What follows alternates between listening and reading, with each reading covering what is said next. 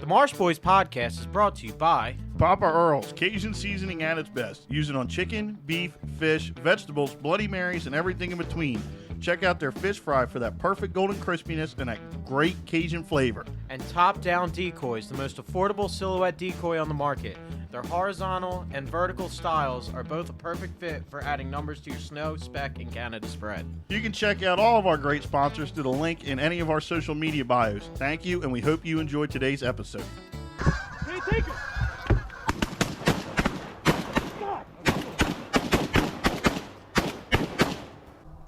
What's going on, guys? Welcome back to the Marsh Boys podcast. I'm your host, Brian, I learned what a cold day in hell really means over this past weekend. and we are joined today by Stephen Milosh of MILO Outdoors. Yes, sir. Thanks for having me on, guys. Yeah, It's a Thanks for privilege. coming on. Absolutely. How have you been? Good, man. Keeping me busy for sure. There you go. Yeah. So before we get into what we're going to talk about with him today, we're going to recap our weekend. Ryan, you can start. You had we both had a pretty exciting weekend.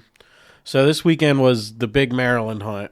We were supposed to body boot both days, but the first day taught us a lesson, and we decided to go with layout boat hunting instead. What was really funny was Dave's Facebook post.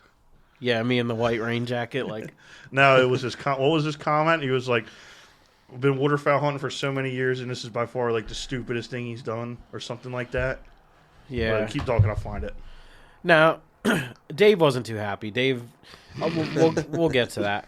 So we There drive. it is. I've done some dumb shit in my life.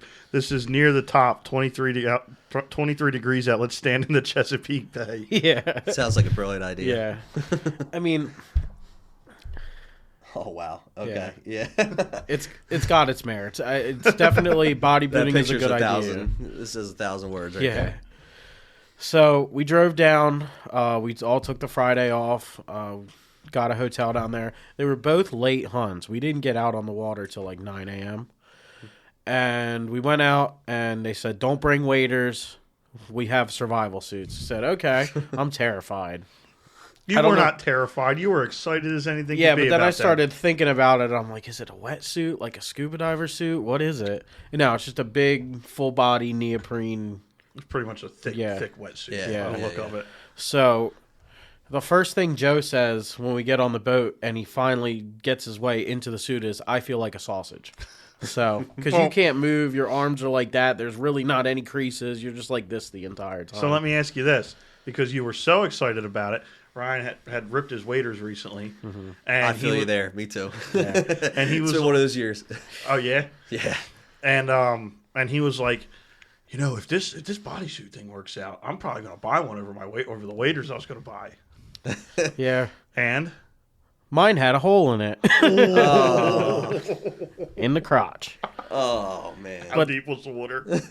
We were dicks deep. We were like about right here. Perfect level Yeah. of leak. And meanwhile, there's a linebacker of an ice sheet that keeps slamming into, like, it's like an inch thick, and out of nowhere, you're like aiming, and it just boom knocks right Knocking into you down. It knocked so Joe has a Cerakoted Super Black Eagle 2, like that he got Rob Roberts to do, like custom made, like the whole 9 yards. Really?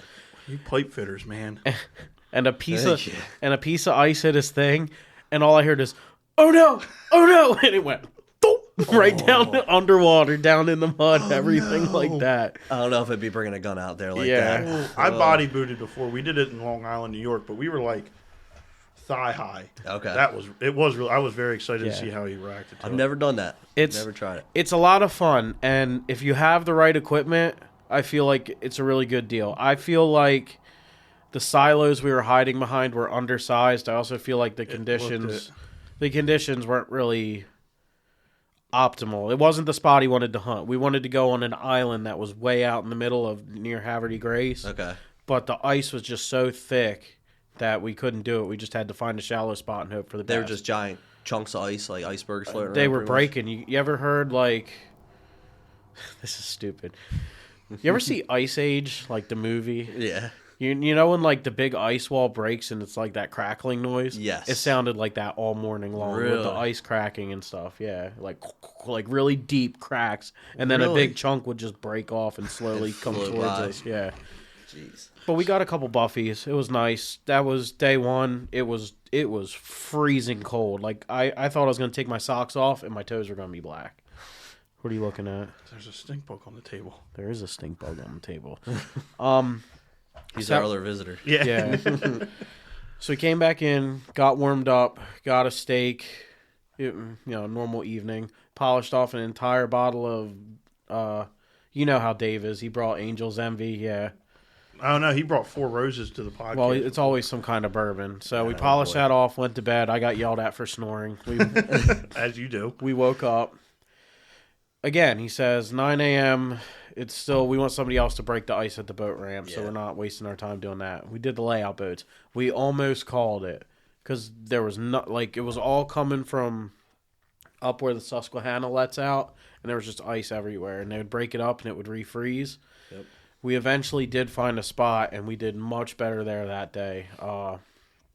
Couple ruddy ducks, couple buffies, bluebill hen, right? Bluebill hen. Yeah. We had the opportunity at canvasbacks, but they just didn't get low enough. But the water was calm, so the layout boat was actually really nice to hunt out of this time. So it was a good weekend. It was cold. Dave had to kneel in the water, so he was titties deep in the water. I don't have that problem. I'm not that tall. I couldn't kneel. Oh, Dave had to kneel? Dave was kneeling half the time because he was complaining about his feet because I guess the boot collapsed on his foot and was like breaking his feet. Well, his waders were shot when he hunted with us. He wasn't using his waders. He was using they call it the Mustang survival suit, and it's supposed to be like cream of the crop. It's like $1,200, right? His was leaking a little bit too. Oh man, Yeah, that's rough. $1,200 for something that's supposed to keep you dry and it's leaking. I did say what you will. I'll stick with my $200 waders. Same. Say what you will about canvasback, but one of our guides was wearing the canvasback full body. No, they're really nice. They just weren't worth $1,000. They're like $350 right now. Nah, well, maybe right now on sale, but I think they're normally around $700. They're around, yes, but right now I think they're going for. We heard from the guys that they might be going out of business. $350 right now, select sizes. Really? Get one. You need a pair of waders. Thinking about it, The full suit would be nice. As much as you're as clumsy as you are, and with rain and everything else, and not having a perfect jacket for that. he's fallen in the water more than once while we were duck hunting. Yeah, I think we all have at some point. Yeah, it's rough. I definitely have done my fair share of swimming while duck hunting, unfortunately. You either fight through it or you call it. Yeah. Yeah. Yep. So Saturday, I had the great chance of hooking up with a fellow pro staffer from Top Down Decoys, Ryan Zayance and his wife Samantha Zayance. They came up from North Carolina, and I took them goose hunting. Nice. We didn't have the best goose hunt. I'd scouted the day before. I took off Friday from work, and I'd watched like probably 40 geese come over this field, like low enough to where I was like, okay, this could be like the perfect traffic spot. Coming right off the roost, right over. We set up Saturday morning, like no wind till about 9 o'clock. I mean, it was perfect for the spot we were hunting. And they just popped up and kept following the river up. I mean, they didn't come off the river till they got basically to where they were feeding at. It was rough. I literally said, this is not, I'm going to regret doing this. I popped out of the blind to run and take a piss. And these 2 geese come over. And Happens all the time. I hear them calling. And I look at them, and they come over my head. So they're set up here. I'm here. They come over my head. They loop back around, and then they go this way. And then they swing. And they come out. So like I said, they're set up here. I'm pissing here. Or they're set up like here. I'm pissing here. They come back around and then just feet down. I mean, they committed in the most beautiful way. And of course, right before I left the blind, I turned the GoPro off. Every time. It was set up perfect. They shot these birds at 5 yards. Oh my gosh. 20 feet at the most is where the first goose was laying.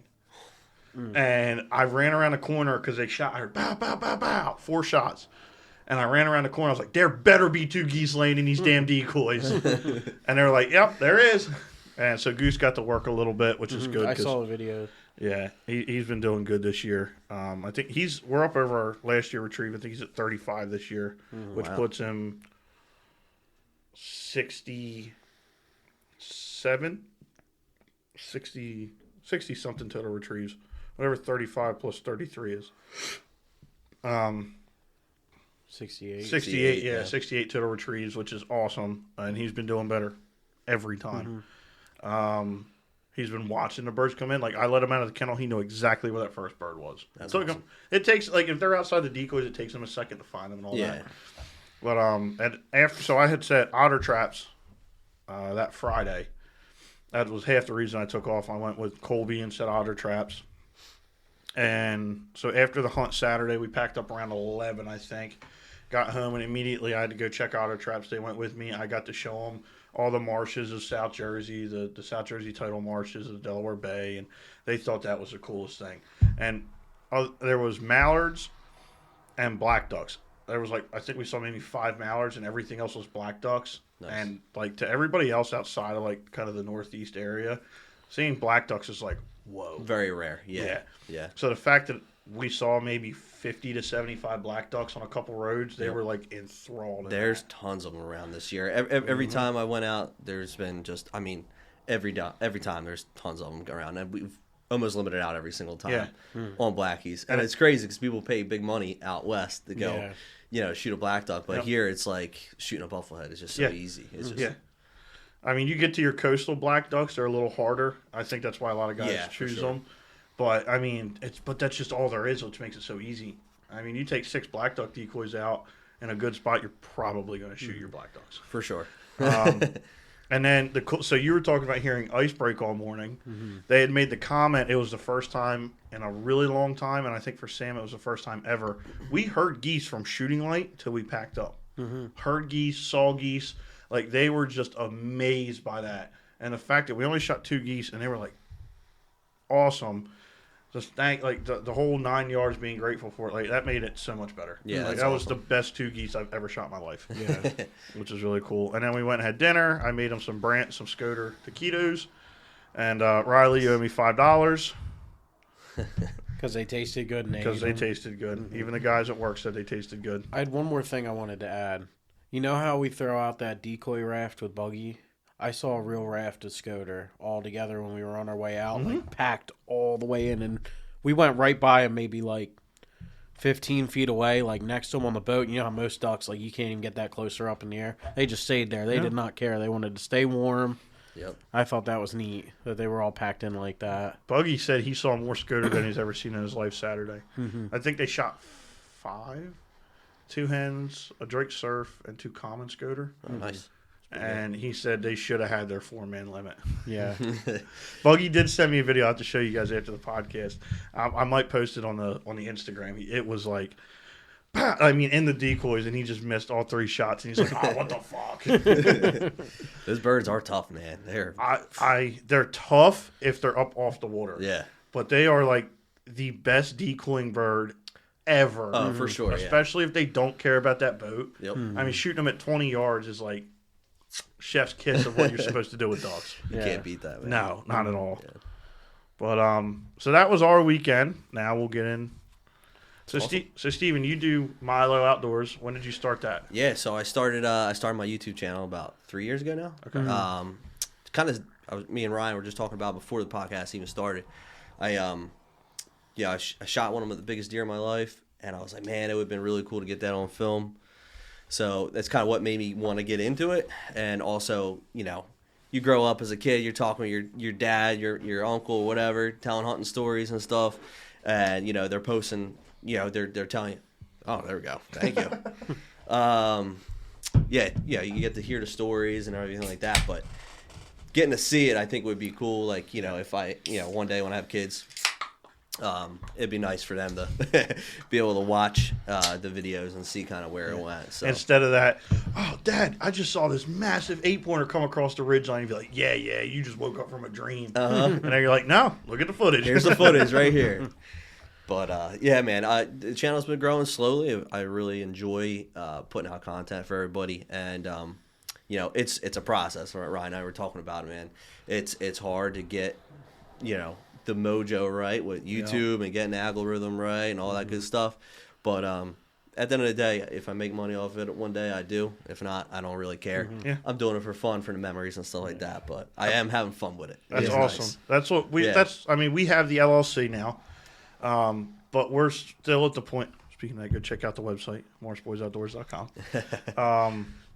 But we're the same deal. If we ever truly make money at it, great. Yeah. But if we don't, we'll still be doing this. It help fuels an expensive hobby if we do make money out of it. 100%. Very expensive hobby. Yeah, very expensive hobby for sure.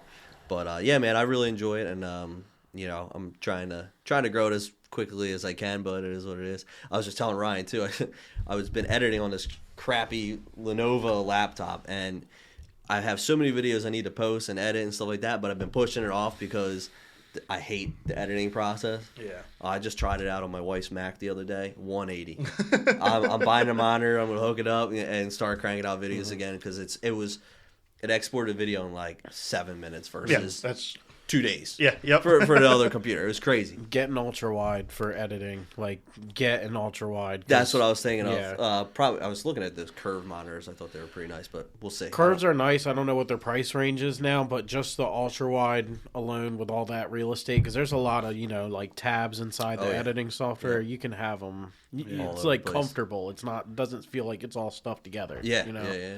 So has YouTube opened up any opportunities for you in the hunting world? At this time, no. To be completely honest with you, the goal is one day, absolutely, get a sponsor or something like that. I did want to talk to you about after the show about your LLC because I have multiple people asking to buy merch and stuff like that. But I want to get it all squared away first. But we put the carriage before the horse. Yeah, 100%. That's how you got to do it. Carriage is the most expensive part. Absolutely, just like anything. But no, I mean the end goal obviously is to try to get some kind of sponsor or something like that to kind of explore new products, kind of be able to show viewers new products and how they work, and maybe do like product reviews, stuff like that. But and if you ask me, product reviews. So we do a segment on our YouTube called the Decoy Room. Okay. And that's just basically product reviews, gear reviews, what we do, how we do it, as far as like the duck hunting world and the waterfowl world. And it's a great way not to say we're cheating views, but everybody wants to learn something. Absolutely, yeah. Everybody wants to see your input on something. Gear reviews are a great way to do it. Yeah. It's just easy 5 to 10 minute content. You can bang it. You can do 3 of them in a day. Post it over a month. Yeah. I did a mobile hunters video. I saw that. Yeah, and that blew up with views, man. Yep. I mean, just breaking down my saddle setup, breaking down what the sticks I use and all that. It got a lot of views. So, and I just posted 2 days ago my Kentucky hunt. Yeah, we started watching it while we were eating dinner. Yeah. That was a good video. It came out really good. So that's a good segue. How was your Kentucky hunt? Yeah. Kentucky hunt was great, man. It's been a great season in general. I know I told you earlier I killed deer number 7 on Saturday, so that's how my weekend went. A big doe on a doe day drive with our club. But about the Kentucky trip, so I never really hunted out of state before, to be honest with you. So I hunted in 2013. I hunted in Canada, Kenora, Canada, and that was about the craziest hunt I've ever went on. Going out there, and it was an awesome experience. Had some close opportunities, but didn't get to bring home anything. Seen more wolves than I did deer while I was out there, which was crazy. Yeah, out there, so you can bait in Canada, but my uncle. He was dead set on baiting with alfalfa. Alfalfa, yeah. Alfalfa, yeah. So we were doing that, and that shot us in the foot because the wolves picked up quickly that the deer were going to feed there, and they were constantly circling the bait throughout the night because we'd find their tracks, and they were circling that bait, hunting the deer that were going to the feed. Did they ever pick one off? Do you know of? Not that I know of, but you wouldn't know. They're not getting anywhere near the bait. Correct. Circling. Yeah, and I was hunting like probably 100 and some yards away from the bait on the edge of a cliff and power lines because Canada, the woods are so thick out there. You can't really hunt the timber. You got to hunt clearings, logging roads, stuff like that. So, but that was a really cool trip. So, leading into Kentucky, that was my first time ever really hunting out of state, actually out of the country. But this year I got invited. A good friend of mine, Alex and Ryan, they invited me down to their property in Kentucky. It was right near Mammoth National Park. Okay. It's like one of the largest cave systems out there in Kentucky. He only owns 40 acres, but it's right next to the park, which is the property looked beautiful. Oh yeah, it's gorgeous there, man. And like I said, that state park or national park is right next to it. There's deer in there that never even seen humans before. How many acres there? I mean, it's thousands and thousands and thousands of acres. So it's nice because you get a lot of deer passing through his property. So coming up to the trip, man, my phone was blowing up with pictures of deer and everything like that. And so we got out there on a Friday opening day, or a Thursday. I'm sorry. Opening day was on Saturday. So Saturday morning, got out there, saw a bunch of deer, first light, heard them chasing and stuff in the dark. Once sunrise came up, got a couple nice bucks walking through, passed on them. That was a hard thing for me to do because there was a couple nice Jersey-sized deer walking around. Yep. But I did my best to resist temptation and shoot them. So what would it be? A Jersey 10, probably Kentucky 6. Yeah, I would say yeah.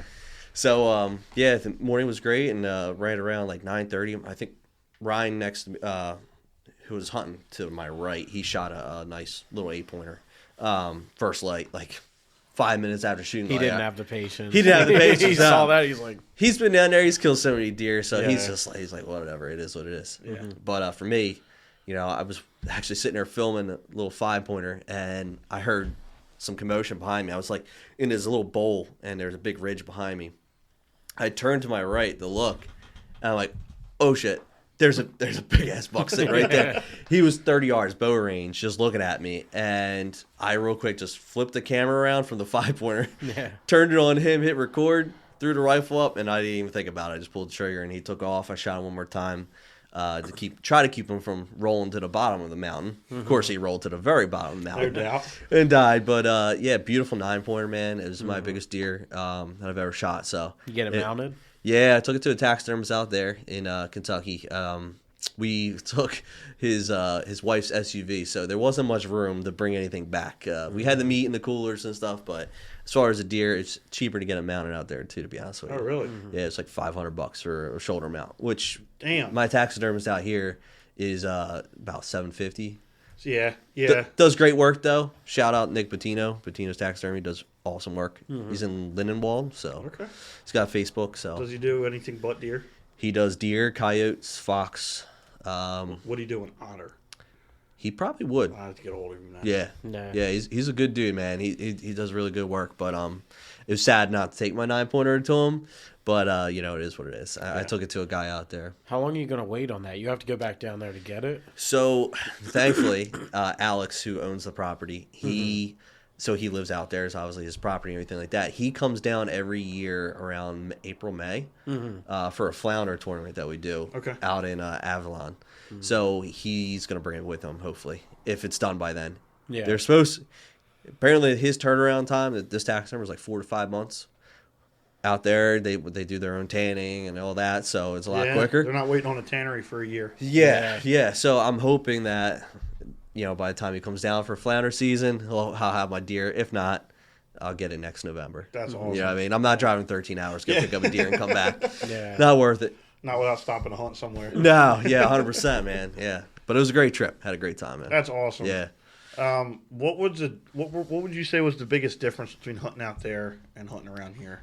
Ooh, I would say figuring out the deer's behavior out there, because Jersey, it's different. Like everything's flat. The deer, they're doing almost the same thing every night. Like they're going from bedding to feed to bedding, or checking, like during the rut, they're checking downwind for does and stuff. They're doing the same thing in Kentucky too, but it's way different terrain. The deer utilize the mountains and the terrain so much different than what they would here in Jersey. So like I noticed that the deer were using the ridges a lot and walking like the edges of the ridges. And what they're doing is they're getting vantage points so they can see down in those bowls, they can see up on top of the ridges and looking for does, and also they're smelling too, because the wind swirls around so much in those bowls. They're catching that swirl, and they're also catching whatever's the normal dominant wind. You know what I mean? Say if it's coming over the hill, if it's yeah. So they're covering double the ground. Then what are their predators up there? Like, you think they're doing that for predators too? Probably. If I had to take a guess, I mean they got a lot of coyotes out there. I mean a lot. It's crazy. Coyotes and bobcat. A bobcat out there. Yeah. Did not see one. I just saw a video today. Some lady, I think she was in New York. She pulled over. There's 2 bobcats on the side. She's like, "Look at them damn lions!" And I'm like, "Oh wait, no, that's a cheetah." And the bobcats were sitting there like, "Well, where the hell's this cheetah?" Where's this cheetah? do any of you guys follow Danielle Halverson on Instagram? I guess she took one of her friends or something, and they shot a monster bobcat, like monster. Really? I'm waiting for the day Jersey's like, okay, you can trap bobcats now. They're They won't here. be- oh, and the state does not want to admit it. Yeah. It's like Wisconsin with wolves. Yep. I mean, I wouldn't say there's a lot of bobcats, but there's so many that there's now even South Jersey sightings. Yeah, there was in Vineland, back from where I'm from, there was a trail camera picture going around of a bobcat on somebody's bait pot walking by, Really? And it was 100% bobcat. Yeah. I actually had an animal control officer sending me the picture. Really? This was a couple years ago, probably 2 years ago now, and she's like, "Yeah, what is this?" I'm like, "That's a bobcat, like 100%. Like there's no doubt about it. You know what I mean? Yeah. They're around for sure. I'm an idiot. That's a mountain lion. Oh, my Lord. That is mountain. That's a big bobcat right there. That's a big mountain lion. So the wildest trail camera experience I had, me and my cousin Buggy used to run coon dogs. Okay. We were running dogs one night, and we ran. I forget how it happened. I'm sorry, I wasn't with him that night. But he came up to me. We tend to hunt this one state piece, and I noticed one night, like 3 nights in a row, we didn't go there. I asked him about it. I said, "But why aren't we going there?" He goes, "We ran dogs up on this lady's property one night, and she came out and said, 'Hey, you better watch your asses.'" And she showed trail cam pictures of a black bear with sow cubs, not too far from your house. Mm-hmm. That was when the first round of wildfires, so like 2016, 2017, when Winslow had the really, really big fires. Yeah. Yep. They were pushing on them black bears south. I mean, there was a lot of sightings in Cumberland County. Yep. Gloucester County had a few sightings. Northern Salem County had a lot of sightings. They actually trapped one in a trailer park in Vineland. Really? They had to tranquilize it. It climbed a tree in somebody's backyard. They tranquilized it and got it out of there. I actually seen one. This is shit. I was working probably 17 years old. I don't know if you ever heard Blown's Nursery on Route 40. Mm-hmm. I used to work there. Okay. So I'm driving down the road and I look to my left and there's a freaking black bear on the side of the road. I'm like, no way. I'm seeing shit. Like, there's no way. Yeah. Well, it happened to be like right in front of my work. So I real quick pull in like freaking bat out of hell. I'm like, yo, get in the truck. I said, you got to see this. I got my boss, Andy, get in the truck. We go up. There it was, just going into the woods. We saw the ass end of it going in the woods. If it wasn't for like having somebody else that saw it, nobody would have believed me. He's like, no, 100% that was black bear. And I think about a week later, he got a trail camera picture of that bear because he was in the woods that he hunted. That's nuts. They're here, man. They're here. The state doesn't, obviously, thankfully, they open up the bear season now. And did you see that new record, Jersey bear? 770-pound bear. Ridiculous, Dressed, man. right? Yeah. And I didn't know that. Ryan had brought it up a few podcasts ago, so I always knew Jersey had a very, very big black bear population. Yep. I did not know we had the densest black bear population. Largest per capita in the United States black bear population. Which is insane to think about, yeah. right? And it's all up north. Yeah. It's just pretty much a quarter of the state is the true population of them. Oh, yeah, for sure. The whole They're country slowly now. pushing down. But Yeah. Yep. The whole country knows now, though, because that came up on Rogan with Ranella Yeah. one time. Yeah. Could you imagine one day shooting a bear in the Phragmites? I could see it. They let it go. I remember Yeah. my grandfather, when we had the cabin out on the creek near the nuke plant, there was a bear out there. There were bears out there. Now, Didn't they catch him and release him out in the frag to control the I deer? think they tried to do that, yes. Really? I don't think it worked. Wow. But I've never heard of a, Oh I my mean, other God. than Alaska, I've never heard of Yeah. a coastal marsh bear. I'd be so scared sitting in the marsh, going peeing off the back 12-foot back thing, Phragmite. and a black bear bear's- comes out, yeah. Have any of you guys ever hunted black bear? Ever I've tried it? I've No? never. Mm-mm. I did for my first time this year, and it wasn't in Jersey though. Right after my Kentucky trip, I was back home for a week, and then I went to West Virginia. Okay. My uncle owns like 400 some acres out there, and it has permission on like another 200. And he just bought the property last year. They're still building a house on it. He invited me down. It's a great trip. There's actually a funny story to that trip about the deer I killed out there. I'll tell you about that. But I was able to buy a black bear tag, and he sent me pictures of the bears that they're having on the piles and stuff, or on the trail cameras, because you can't bait out there. Okay.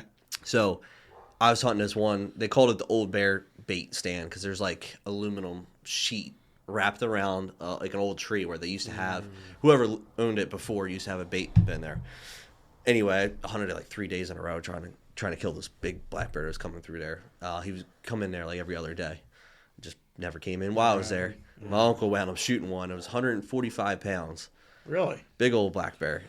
Beautiful, beautiful thing. I've never seen one up close and personal like that before. It was pretty neat. If 145 pounds is a big bear, I really would like to see the state record. Like, right next to it. Yeah, it was a heavy bear for sure. And out there, they have to be, I think they have to be 50 pounds? 50 pounds? 50 or 75 pounds. That's the minimum? Minimum, yeah. Can't shoot cubs. Yeah. So, and it's funny because he said he shot it.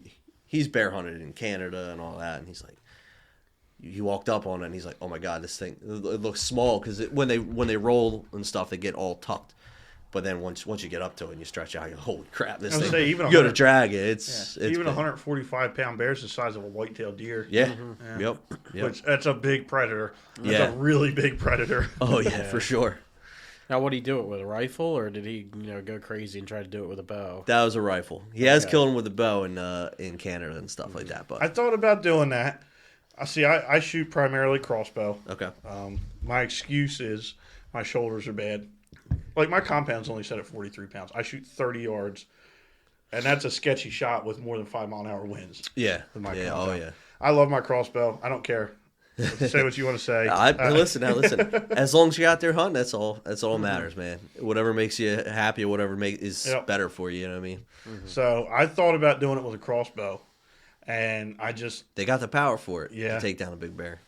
And I got to find the right people to link up with and the time to do it. I got somebody I could get you linked up with. He used to be a professional guide out in Canada. Oh, really? Yeah. Lives in Jersey? Yep. Oh, wow. Williamstown. Okay. Yeah, Brad, his name is. I'll get you his info. Yeah, absolutely. Yeah, good dude. I'm pretty sure he's still doing it on the side here and there, but he used to be a professional guide out there. That'd be a dope video next year. That would be. Yeah.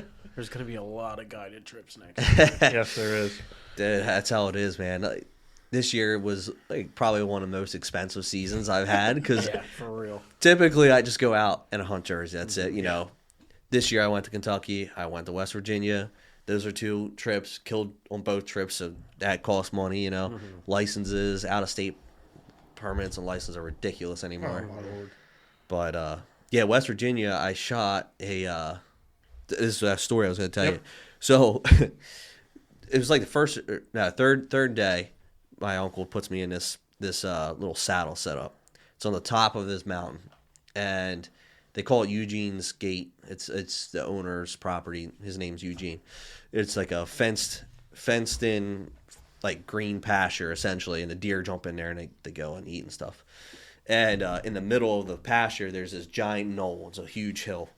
So you'd be sitting there, and all of a sudden you look to your left, and boom, it's Mufasa sitting on top of the fucking hill. There'll be a deer. They use the knoll to go all the way up, and they look down and see. It's crazy.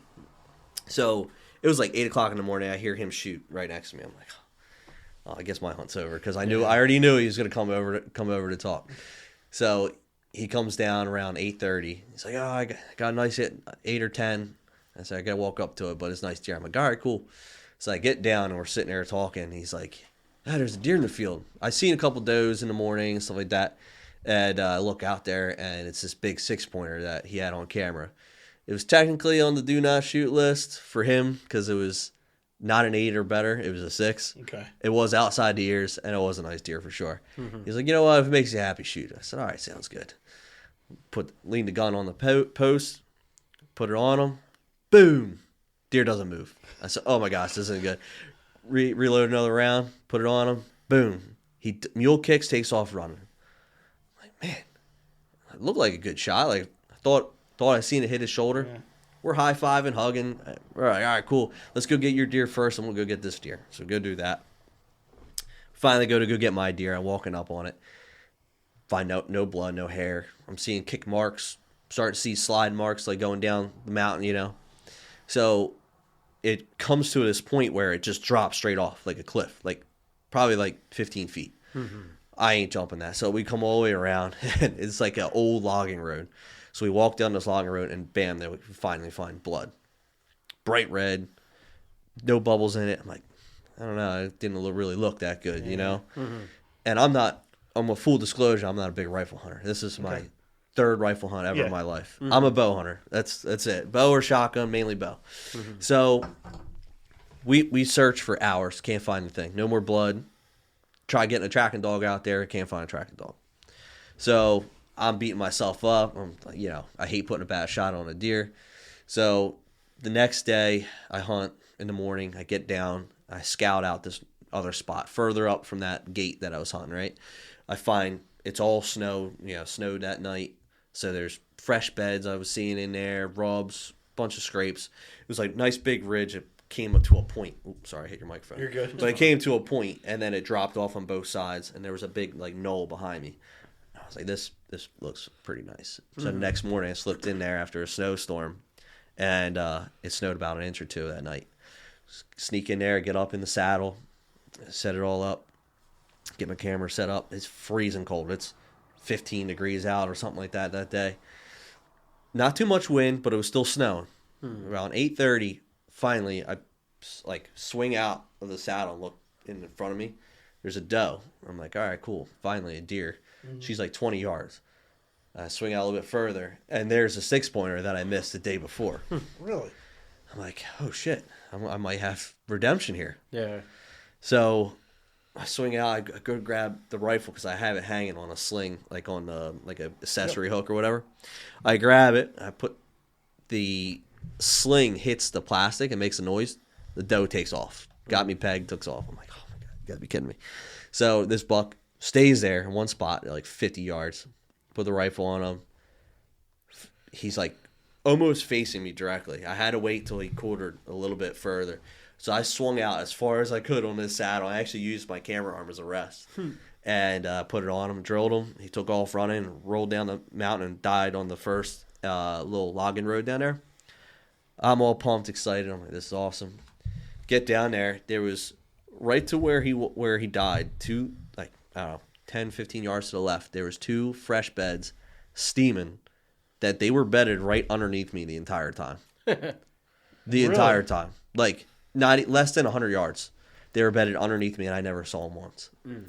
It's crazy how those deer blend in. Yeah. And, he wound up dying right there, so it was the doe in his bed, So later on in the week, we pulled a trail camera from one of his other food plots, and we're looking through the camera, and there's a 6-pointer. The afternoon after I shot him, I hit him in the brisket.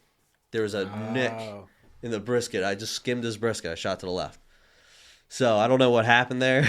Yeah. But we got redemption. That's nice, good. beautiful buck. So it was pretty cool to see that, though. It was just weird on how it all went down, And it was cool because it was my first buck out of the saddle, first buck in the snow that I could think of.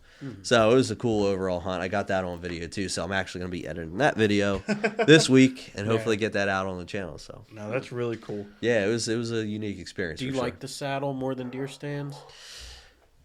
I have a love-hate relationship with the saddle. Okay. I think it's very nice for mobility purposes, like be able to get up and move and like. You can get around to both sides, right? You just gotta. I can shoot 360 out of that saddle, which is awesome. I don't know, have any of you guys tried hunting out of the saddle? I've never shot out of a saddle. I'm scared of heights, so absolutely not. Then, yeah. I sit a ladder stand. 15 feet is plenty for me. Yep. It pays itself weight and goal when you're hunting out of state or somewhere you're not familiar with. Like just pick a tree and hang it. Just pick a tree and hang it, man. Like I hunted Maryland for sitka deer, and I used it for that every single time. That's something I did want to talk to you about. We'll get into that. I used it for that, and I loved it. It was great because you're hunting different spots every time. Mm-hmm. West Virginia, he had stands set up, but that was one of those situations where I found the sign. It was fresh. I wanted to move in on it. And instead of hanging a whole setup, I hung up my saddle. It only takes 10 minutes to get set up, and you can do it relatively quiet. So, which is kind of nice. I do prefer a stand over a saddle because if especially like a private property piece that you have permission to hunt, you're going to hunt the same stand over and over again. Yep. I much rather do that than set up the saddle every time. Forget that. But for mobility purposes, for hunting out of state or new land, saddle's great. It's a good way to go. Expensive and hard to figure out at first, but it's worth it. I've talked to a few people that saddle hunt. Yeah. And they say same thing. It's a little iffy to figure out if you've never seen anything about them before.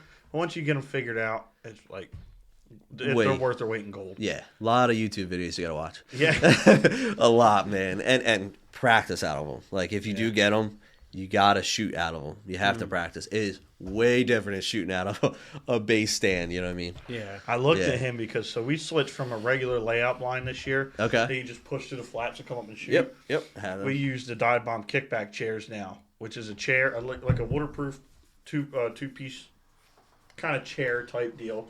Recline, sits like this. You know, underneath. Yeah, you can recline all the way back. You can sit in it like a chair.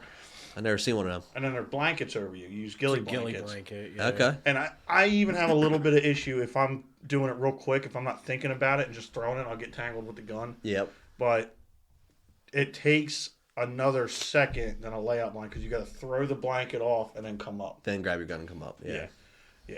But they are by far the most comfortable layout blind. They're really designed for hunting under decoys, like silhouettes and stuff. So you're sitting there, you're not fully. So we fully converge ourselves or cover ourselves in the blanket. They're meant to like stick the blanket right here, and then have the gun right here, and then just come up and shoot with like the blanket falling down on you. Yeah. Yeah, you have to show me.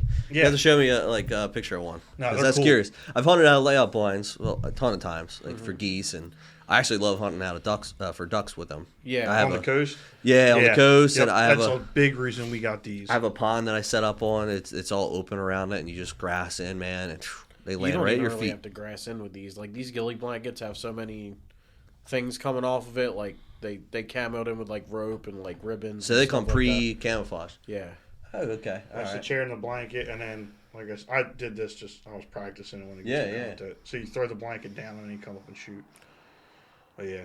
But they're light. That's pretty sweet. And they pack up small. You roll the blanket up. And it's a backpack. It's way smaller and lighter than that big bulky layout. So with my decoy trailer, I have a 6x12. Okay. And that's about the size I had. 10 foot of it is full body goose decoys. Okay. I had it at 8 foot with 4 foot compartment, which was fine for the layout blinds we had.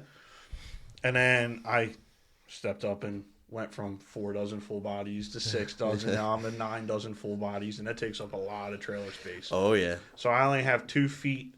I have 2 feet in the back for all my gear storage. So I have a panel blind, which takes up a quarter of the space an A-frame does. Yep. I have the R2 layouts in it, a dog blind, silhouettes, chairs for the A-frame or for the panel blind. And it all fits in there. Oh, that's perfect. Yep. We were just talking about that too. Me and my buddies were out duck hunting on Saturday or last Saturday, and we were talking about that all chipping in and getting a panel blind. You know what I mean? They are for when we go out, especially for duck hunting. Yeah. Because if you're hunting 2 guys, you can close that sucker in behind you. If you're hunting 5 guys, you can spread it all the way out. As long as you got the backdrop for it. It's been really versatile. We used it on one of our best goose hunts with James this year. Yes. Yeah. I took it. No, that was the A-frame. It was both. Oh, it was the A-frame and then the panel blind wrapped around. It was 2 blinds. No, what it was, we took the A-frame and instead of putting them like this, we spread it out, and then we hung the dive bomb blankets over it in front of an evergreen tree. That's sick. We smacked them. We shot what, 28 geese? Mm-hmm. Wow. Yeah, it was. I've been itching for a good goose hunt this year. I spent my whole day like last Sunday driving around right before that snow or right after the snowstorm, driving around scouting, trying to get them in the fields, and man, they were loaded in horse pastures and cow farms. I couldn't get them in a field that I could have access to hunting or state land or anything. I had a lot of private fields. I lost them, unfortunately, just to not for anything that I did, just people changing their mind and getting new guys in there or whatever. So, it kind of sucks, but I'm itching for a good goose hunt though. I was just talking about that to the guys from North Carolina. Like when I first started goose hunting, now I'm very lucky. I have a nice private hayfield we hunt. We do decent enough out of it. It's the best plan B I've ever had in my life. And I used to have 8 to 10 other good fields I could hunt. And then over the years with COVID and everything like that, it went from go kill them to I'll let you know. We get to hunt it once or twice a year. And then I think 2022 was the last year I really hunted a bunch of them privates because I would go knock on the door in July and August. And I'd be like, my nephew's gonna hunt it, or nah, my son bought a bunch of goose decoys. Him and his buddies are gonna hunt it, or me and my son are gonna hunt it. Me and my grandson. And I was just like, no, and I was never mad. I get it, but it just sucked because it's like, man, like there goes 90% of the goose. It used to be pretty easy to get your spots, man. But I swear, could just be me, but I swear every time or since they came out with Duck Commander when that started, it all went to shit from there because everybody wanted to get into it and everybody had. Oh, I forgot my grandpa Joe's got a property, which maybe you used to be able to hunt, you know what I mean? But now, he's going to let his grandson hunt it, you know what I mean? Which I get that. I get that 100%. Fine. Yeah. And it's even worse when you go to these boat ramps where there used to be 2-3 guys put out sneak boxes. And now there's 12. Yeah. Now there's 12 trucks there. It's a bad day. I had a day on the Maurice River where we went through plan A, B, C, D, E, F, G, and we were like, what's the last plan? To go back home or go to the bar afterwards? What? It's just bad, man. You used to be able to wake up at 5 o'clock and get to your spot half an hour before shooting. Like, I mean, people still do that. Yeah, there is. Well, they come after shooting, like roll in, drop their boats in. 100%. But now, if you want your spot where you scouted these birds, because you're not the only, especially with Hunt Stand and All Next. Oh yeah. You're not the only. There's no more hidden gems anymore. There isn't. I forget who we were talking. I think it was Jeff and Gabe the first time they came on. We talked to them about it. There's no more hidden gems. There's no more of these walk-in ponds that nobody knows about. Your grandpop's spot's gone. Yep. Some dude with a flow came and found it. What do they call them out west? The Alpaca Boys. Alpaca Boys. I like it. So, well, I mean, like I said, it's nothing to get mad at. Yeah. It's just, every now and then it just sucks. Yeah. So you do a lot of driving throughout the day, and you brought up that you saw flocks that you used to have access to, but you don't, or like you don't have access to them. They're not state pieces. Have you seen any of the effects of the bird flu so far? Like when a flock gets up, anything left behind? I have not. I can't say I have. There's only 7 confirmed cases in the state of New Jersey. 5 snow geese and 2 Canada geese. So I actually saw it on the Maryland trip, and it wasn't with geese. Ducks? Seagull. You sure? Yes. Because I asked, at first, like I saw it there in the morning, and I'm like, it might just be ice. It was still kind of dark. It was overcast. I'm like, what the fuck is that? And then we're real low to the water. So the guide comes over to fix the decoys. I'm like, hey, do you have binos? What is that? And it was a seagull that was like on top of the ice, I guess, with all the other seagulls just died right there. Oh, it was dead. Yes. Really? Oh, wow. On top of the ice. So like nothing came and got it. It just dropped dead on top of the ice. Shit. So he said it was probably that, but it could have gotten cold. I'm like, the rest of them are flying around fine. Like the cold doesn't seem to be bothering them. Yeah. I'm pretty sure if it was the cold, there would have been more than one dead bird. But he was saying he was hearing a lot about it. January 8th, I got an email from New Jersey Fish and Wildlife. Says avian influenza is suspected to have caused the deaths of multiple wild birds.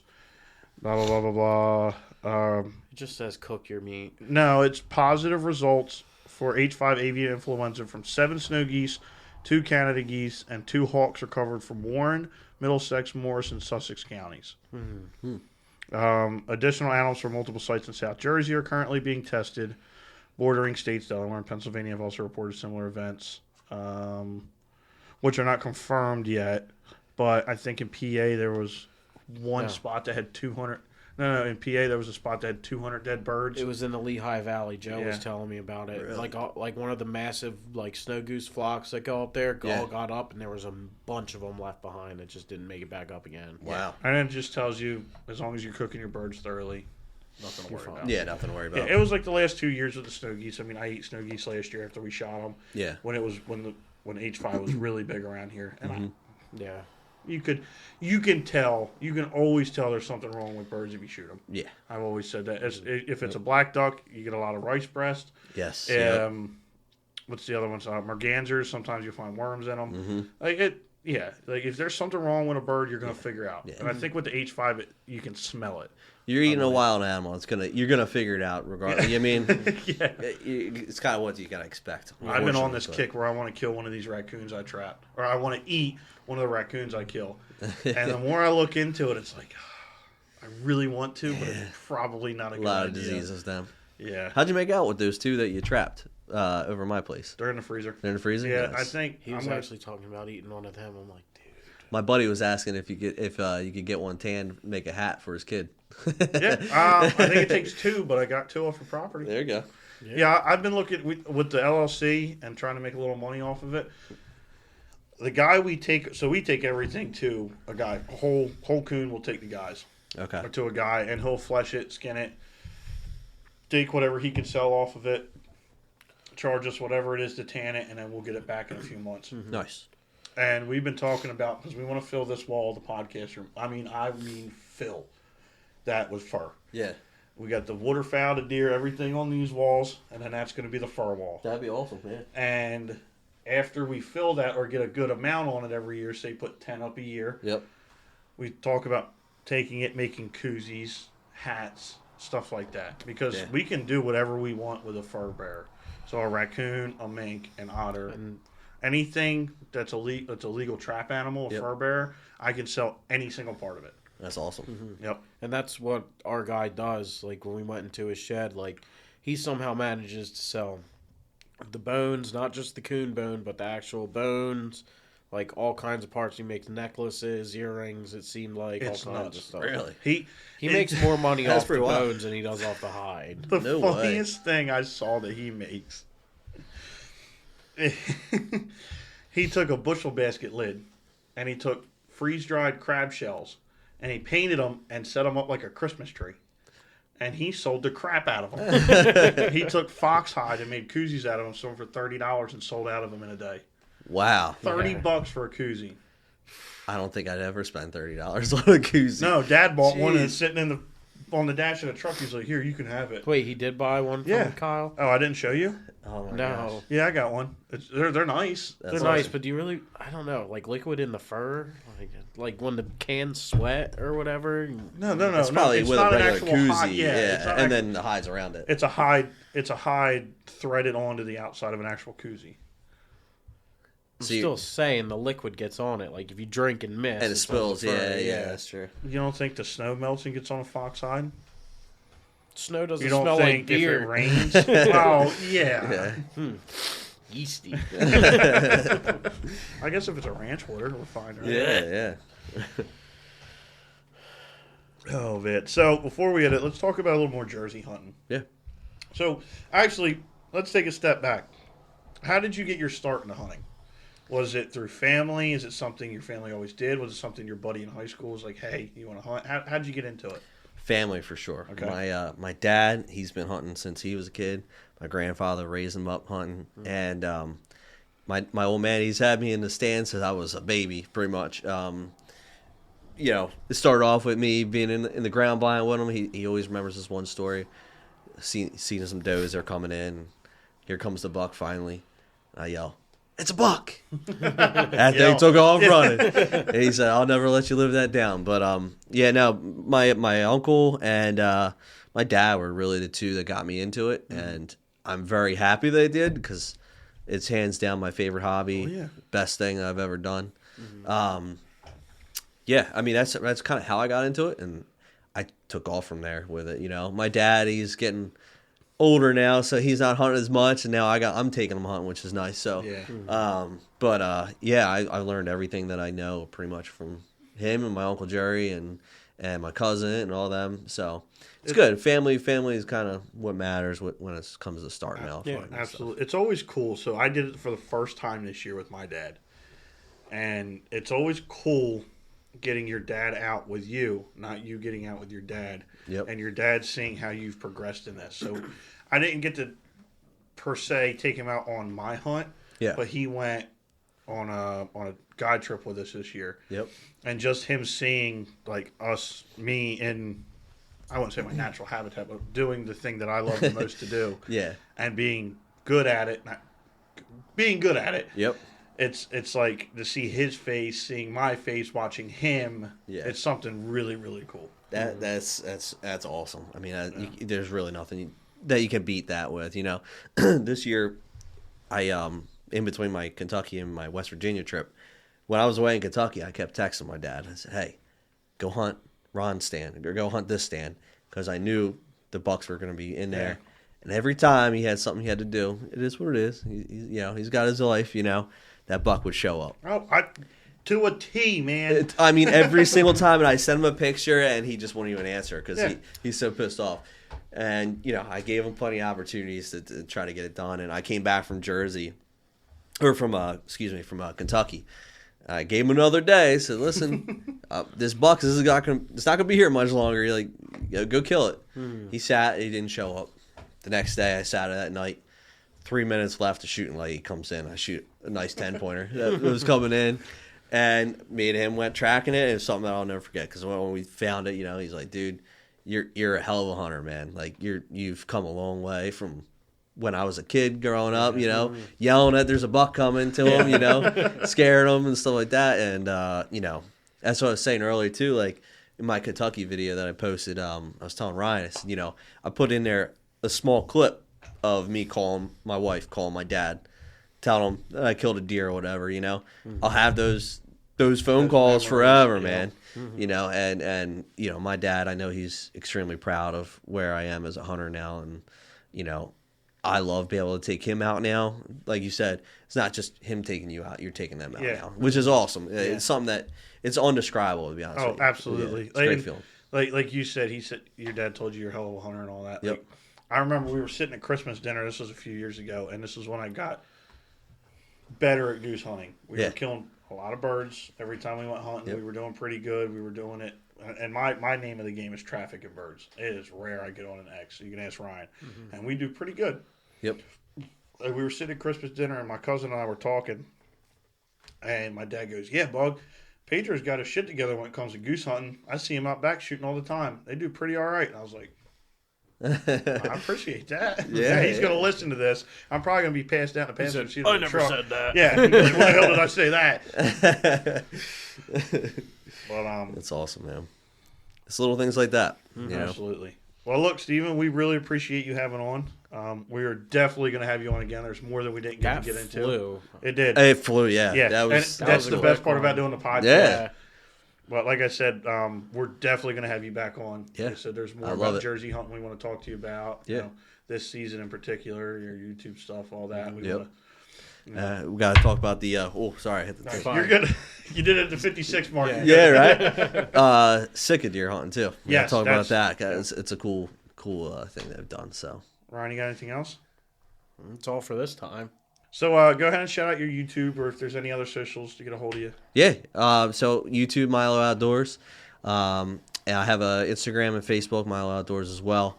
Hit me up on there if you got any questions or whatever. Just send me a message, and I try to respond to every comment too. So, and if you like the videos, if you start watching them, make sure you hit that subscribe button. Yeah. You know what I mean? But I really appreciate you guys having me on. It was a great time. Thank you. Having you on, yeah. Yeah, absolutely. See ya. See ya.